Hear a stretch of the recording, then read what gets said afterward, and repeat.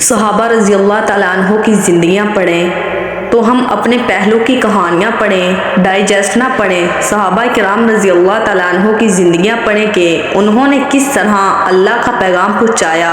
اور لوگ ہم سے کہتے ہیں کہاں لکھا ہوا ہے کہ بیوی کو چھوڑ کر چلے جانا۔ میں کہتی ہوں جہاں لکھا ہے وہاں آپ پڑھتے نہیں، اور جہاں آپ پڑھتے ہیں وہاں لکھا ہوا نہیں ہے۔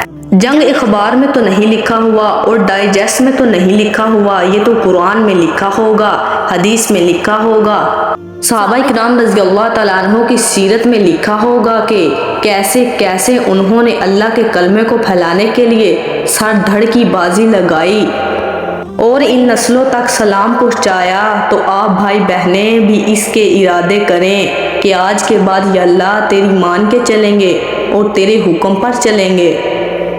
ہر گھر میں اسلام کی جھلک نظر آئے، ہر بازار میں اسلام نظر آئے، اور یہاں سارے دنیا کے لوگ موجود ہیں، آپ کو دیکھ کر لوگ مسلمان ہوں، الٹا ہماری نسلیں ان کو دیکھ کر برباد ہو رہی ہیں۔ ہم تو یہ چاہتے ہیں کہ آپ ایسی زندگی اختیار کریں کہ لوگ آپ کی زندگی کو دیکھ دیکھ کر دھڑا دھڑ اسلام میں داخل ہونا شروع ہو جائیں۔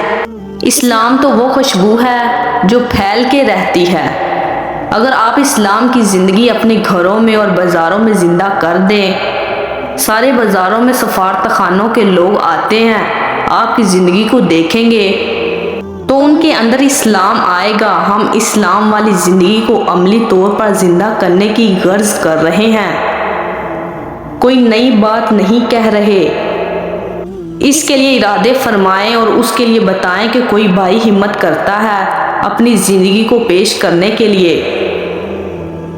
بھائیوں اور بہنوں، میں سیکھنے کے لیے کہتی ہوں، اللہ تعالیٰ ہم سب کو عمل کرنے کی توفیق عطا فرمائے۔